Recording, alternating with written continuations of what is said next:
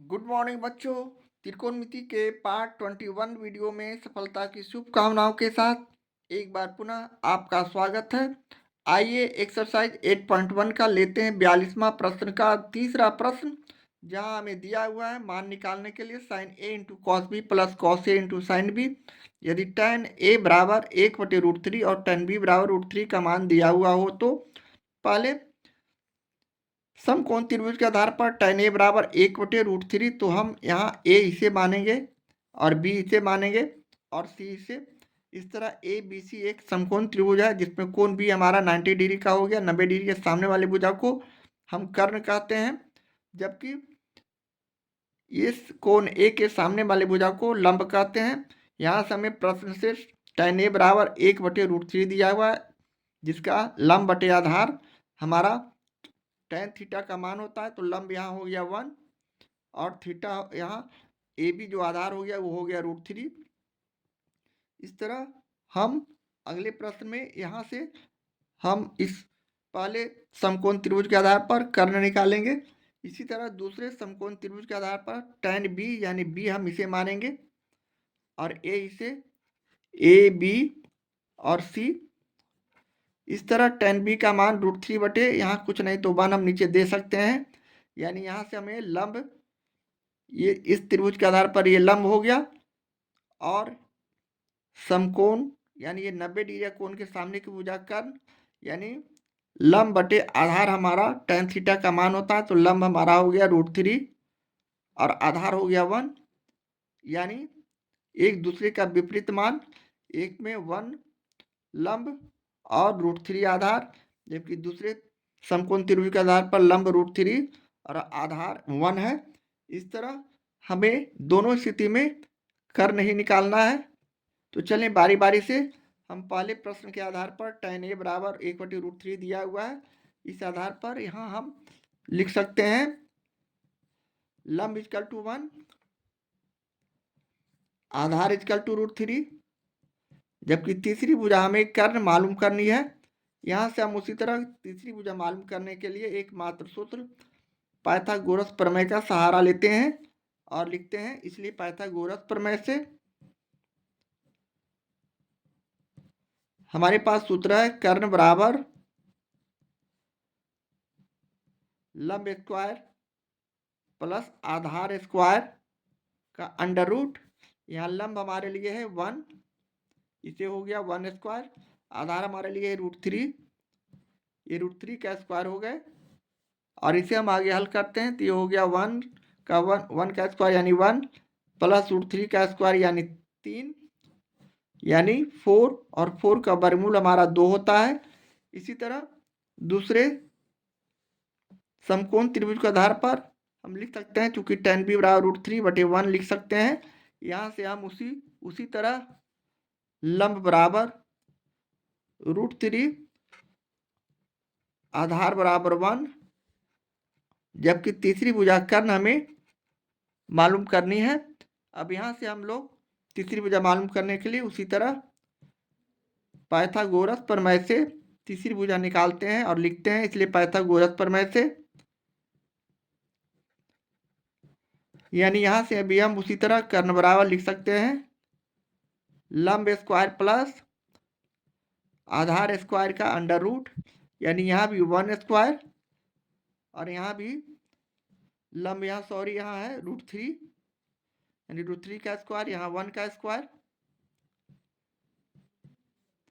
यानी यहाँ भी हम उसी तरह √3 को वर्ग करते हैं तो 3 और प्लस 1 यानी √4 का यहाँ वर्गमूल भी 2 हो जाएंगे। यानी दोनों स्थिति में हमारा जो कर्ण है 2 और 2 आ रहा है। अब हम लोग इसी आधार पर पहले समकोण त्रिभुज के आधार पर साइन ए और साइन बी का मान निकालेंगे। इसलिए लिखेंगे साइन ए बराबर लंब बटे कर्ण, यहाँ लंब हमारा 1 है जबकि कर्ण हमने 2 लाया है। इसी तरह कॉस ए भी यहाँ से हम निकाल सकते हैं, यानी आधार बटे कर्ण। अब यहाँ आधार हमारा √3 है जबकि कर्ण हमारा 2 है, यानी √3/2। इसी तरह दूसरे समकोण त्रिभुज के आधार पर भी हम लोग साइन बी और कॉस बी निकालेंगे। साइन बी का मान लंब बटे कर्ण, यहाँ लंब हमारा उसी तरह √3 है और कर्ण 2 हमने लाया है। इसी तरह कॉस बी का मान आधार बटे कर्ण, यहाँ हमें आधार है 1 और कर्ण है 2 यानी 1/2।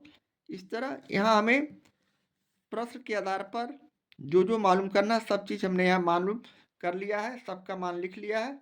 अब हम लोग अगले स्टेप में इसके मान को लिखेंगे। प्रश्न से हमें sine A into cos B plus cos A into sine B का मान निकालना है। तो यहाँ से हम लोग साइन ए का मान 1/2 रखेंगे, जैसा कि हम लोग निकाले हैं 1/2। कॉस बी का मान भी 1/2, यहाँ गुना का चिन्ह देते हुए 1/2 प्लस, यहाँ प्लस है तो प्लस दिए। कॉस ए का मान उसी तरह √3/2, यहाँ गुना का चिन्ह है। साइन बी का मान उसी तरह √3/2 और इसे आगे हल करते हैं, यानी क्रॉस मल्टीप्लिकेशन, तिरछा अगर गुना होता है काटते हैं तो कटता है, नहीं तो हम पुनः इसे उसी तरह गुना कर देते हैं, यानी 1/4 प्लस यहाँ 3/4, यानी इसे हम आगे एलसीएम निकालते हैं 4, तो यहाँ हो गया 1 + 3 उसी तरह जिस तरह भिन्न का जोड़ करते हैं, यानी 4 को 4 से भाग किए 1, 1 को 1 से गुना करेंगे 1, प्लस 4 को 4 से भाग करेंगे 1 को 3 से गुना करेंगे 3, यानी 4/4, जिसे हम काटेंगे तो 1, यानी फाइनली हमारा रिजल्ट जो आया इस प्रश्न का, इस मान का 1 आया और ये हमारे प्रश्न का सोल्यूशन है, आंसर है। इस तरह हम प्रश्न 42 के तीसरे प्रश्न का सोल्यूशन करते हैं। एक्सरसाइज 8.1 के प्रश्न 42 का ये रहा चौथा प्रश्न।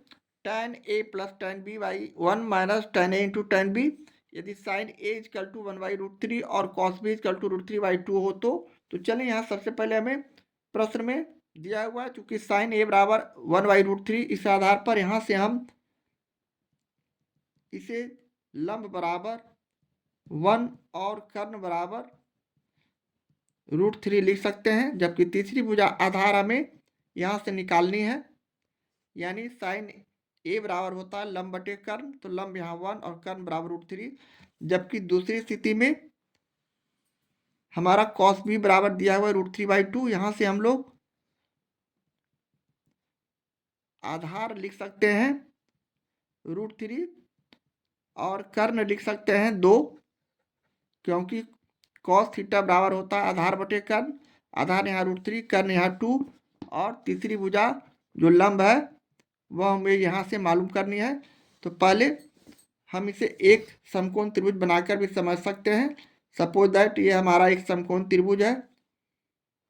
प्रश्न के पहले कंडीशन के आधार पर हम इसे ए और इसे बी और इसे सी कोण नाम देते हैं। ये कोण भी 90 डिग्री का है। इसके सामने का भुजा को कर्ण कहते हैं, जो कि √3 है, जबकि इस कोण के आधार पर लंब हमारा यहाँ BC भुजा हो जाएगा, जो कि हमारा 1 है। यानी पहले प्रश्न के आधार पर ये हमारा चित्र बन रहा है, यानी साइन ए, यहाँ हम क्षमा चाहेंगे, यहाँ 2 है, √2 होगा, यहाँ साइन ए का मान प्रश्न में दिया हुआ तो यहाँ 2 रखेंगे और इसे भी 2 करेंगे। इस तरह हमारा मिस्टेक हो रहा था। चले अब अगले स्टेप पे हम यहाँ से ए बी, यानी हम यहाँ से आधार निकालेंगे। इसी तरह दूसरे समकोण त्रिभुज के आधार पर भी इसे हम इस तरह समझ सकते हैं। ये मान लिया सपोज दैट हमारा इस तरह का एक समकोण त्रिभुज है, जिसमें ये जो बी है इस कोण के आधार पर हमारा ये लंब हो जाएगा, जबकि ये कोण ए है जो कि 90 डिग्री का है, यानी ए बी और सी। इस तरह यहाँ आधार हमारा √3 है और कर्ण हमारा 2 है, तो ये कोने के सामने का भुजा कर्ण होगा जो कि 2 है, जबकि कोण बी के सामने के भुजा लंब है जो हमें मालूम नहीं है, जबकि आधार ए बी यहाँ प्रश्न में √3 दिया हुआ है। इस तरह हम यहाँ से लंब निकालेंगे इस दूसरे समकोण त्रिभुज के आधार पर, और पहले समकोण त्रिभुज के आधार पर हम लोग आधार निकालेंगे। तो चलें बारी बारी से उसी तरह हम यहाँ से तीसरी भुजा निकालने के लिए पाइथागोरस प्रमेय का सहारा लेते हैं और लिखते हैं पाइथागोरस प्रमेय से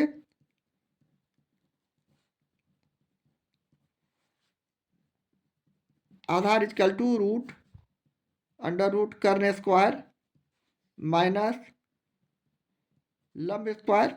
यहाँ कर्ण हमारा हो गया √3 का स्क्वायर, जबकि लंब हो गया 1 का स्क्वायर। और इसे हम आगे हल करते हैं। √3 को 2 बार गुना करेंगे तो 3, 1 को 2 बार गुना करेंगे तो 1, यानी 3 में से 1 गया तो 2। इस तरह हमारा √2 जो आया पहले प्रश्न का मान हुआ। यहाँ सॉरी 2 है तो हम यहाँ 3 लिख रहे हैं, रिपीट फिर उसी तरह की गलती,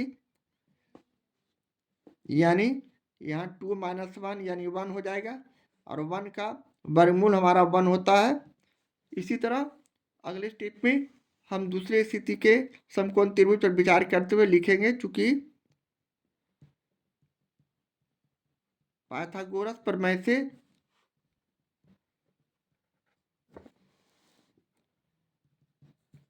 हमारे पास लंब बराबर सूत्र होता है कर्ण स्क्वायर माइनस आधार स्क्वायर। यहाँ कर्ण हमारा हो गया √3। यहाँ हम 2 सुधारना भूल गए थे। यहाँ कर्ण स्क्वायर यानी हम इसे स्क्वायर करेंगे माइनस आधार कर्ण यहाँ 2 है, सॉरी 2 का स्क्वायर माइनस आधार यहाँ √3 का स्क्वायर, यानी ये हो गया 4 और ये हो गया 3।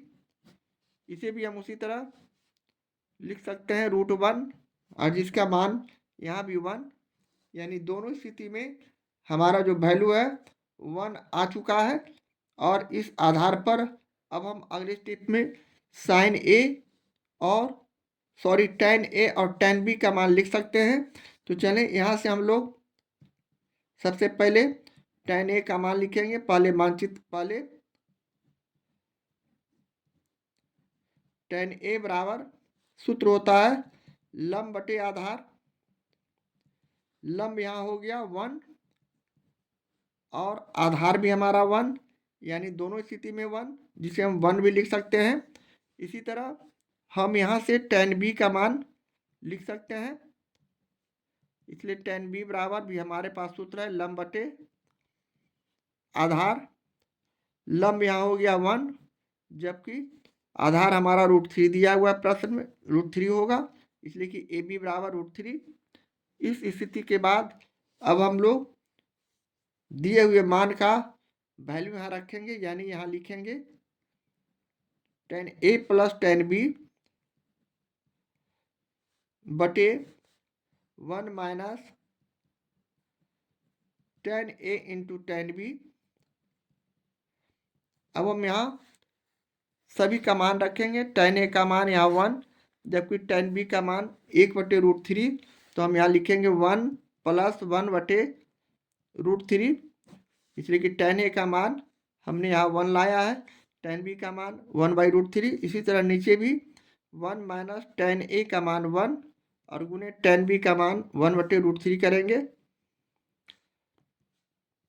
यहाँ हम इसे 1 और √3 का एलसीएम निकालेंगे तो √3, 1 को √3 से भाग करेंगे √3 को 1 से गुना करेंगे √3 और प्लस उसी तरह √3 को √3 से भाग करते हैं 1 को 1 से गुना करते हैं 1।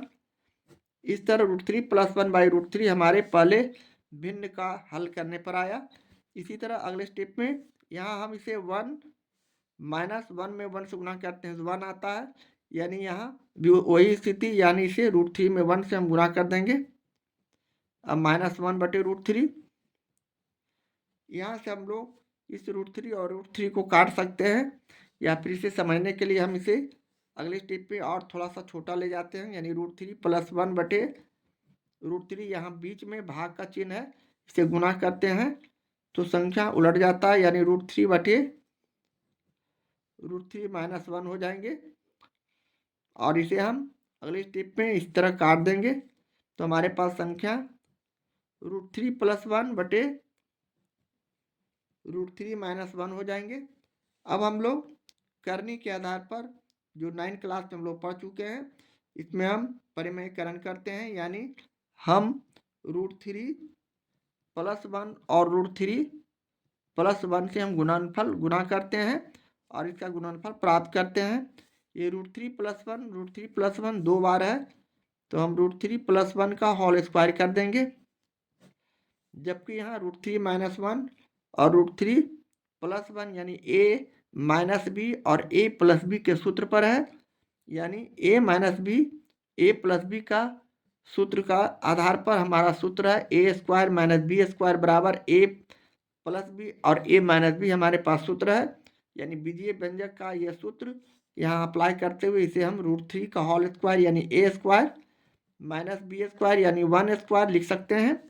अब इसे a + b का होल स्क्वायर के सूत्र पर तोड़ते हैं, तो ये हो गया a², a + b का सूत्र होता है a² + b² + 2ab, तो यहाँ a² यानी √3 का स्क्वायर प्लस b² यानी 1² प्लस 2ab यानी 2 × √3 × b की जगह 1, और नीचे हम a² यानी √3 का स्क्वायर करते हैं तो 3 और 1 का स्क्वायर करते हैं तो 1, यानी 3 - 1 हमारे पास बच जाएंगे।